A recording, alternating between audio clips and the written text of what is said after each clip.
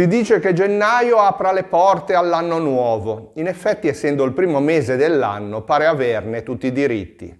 Ma è sempre stato così? Anche per gli antichi gennaio era il primo di tutti i mesi. Ciao, sono Fabio, benvenuti sul mio canale L'amore per le parole. Beh, in realtà gennaio non sarebbe neanche mai esistito senza l'acume di un lungimirante re romano. Il calendario di Roma arcaica, infatti, durava 10 mesi. Sotto Romolo iniziava a marzo e finiva a dicembre. I giorni invernali non venivano assegnati a nessun mese. Com'è nato allora il mese di gennaio? Chi l'ha introdotto per la prima volta? E perché si chiama proprio così? Scopriamolo insieme.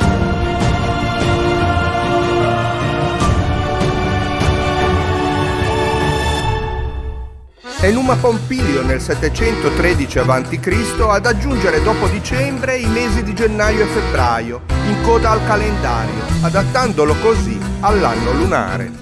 Gennaio vede la luce per la prima volta come 11° mese. Però l'anno lunare e quello solare hanno durate differenti e questo genera non pochi problemi. Già nel I secolo a.C. si verifica un notevole disallineamento tra l'andamento delle stagioni e quello dell'anno corrente. Ci pensa Giulio Cesare a portare l'anno a 365 giorni, aggiungendone uno ogni 4 anni. Inoltre sposta gennaio e febbraio dal fondo e li mette in testa al calendario. Diventano i primi mesi dell'anno, gennaio il primo. E il nome di gennaio da dove deriva? Possiamo ricondurre la parola gennaio all'aggettivo latino Januarius, variante di Januarius, che significa di Giano, dedicato a Giano. Dovete sapere che Janus, Giano, è un celebre dio romano, una divinità tra le più antiche, tanto importante da essere invocato nelle preghiere sempre per primo. Il mito affonda le radici sul Colle del Gianicolo, strategico punto di transito e di accesso alla città di Roma. Gianicolo in latino significa appunto luogo abitato da Giano. Ma perché proprio in questa posizione? Basta osservare come il dio viene raffigurato. 2 volti che guardano in direzioni opposte, il primo rivolto verso il futuro e l'altro verso il passato.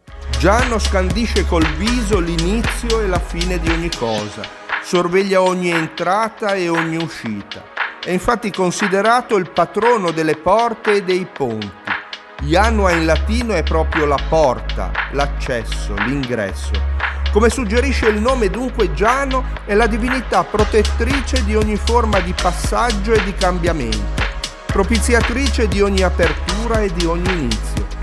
Per questo il tempio tenuto aperto durante i periodi di guerra viene chiuso in tempo di pace. Le sue porte sbarrate salutano la nascita di una nuova era, piena di armonia e senza conflitti col nemico. Se quello che sto dicendo ti sembra interessante, valuta l'opportunità di iscriverti al canale. Attivando la campanella delle notifiche potrai restare aggiornato su tutte le novità, condividere quando vorrai e commentare se ti farà piacere. Ogni volta dunque che gennaio saluta il nuovo anno con un bagaglio di aspettative, soffermiamoci con attenzione sulle origini straordinarie di questo mese, che è nato per riempire i vuoti di un vecchio calendario grazie a un imperatore da ultimo divenne primo e celebrò nei secoli quella divinità bifronte e protettrice dei cambiamenti, che sprangando le porte del proprio santuario propiziava tempi sereni e momenti di pace.